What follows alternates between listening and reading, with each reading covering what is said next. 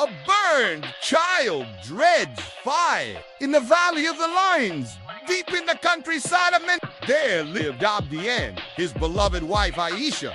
They had no neighbors and lived a pastoral life. They lived in their rakal, a dome-shaped portable hut made of poles, pillars, and sisal mats. They had no neighbors and lived a pastoral life. They shaped portable huts made of poles, pillars, and sisal mats. They kept cattle, goats, and sheep. During the day, Abdi would take the animals deep into the jungle for grazing, while Aisha would look after the homestead. It was rainy season, and the small family flourished.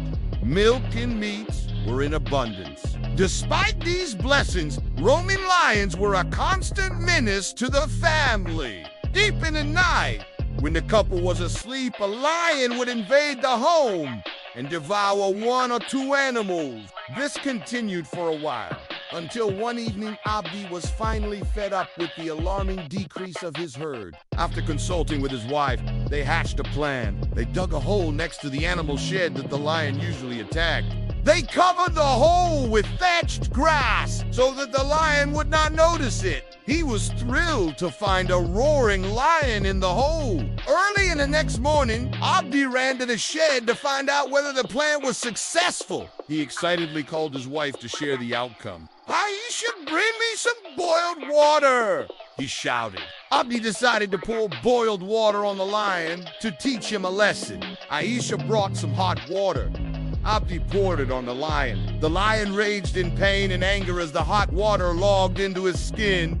His roars could be heard from miles away. The punishment continued for a while. Finally, the lion managed to jump out of the hole and run into the jungle. "Aisha, bring me some boiled water," Abdi would shout again. The lion, hearing these words, would anticipate another round of hot water and roar. His skin was burnt and he felt pain all over his body.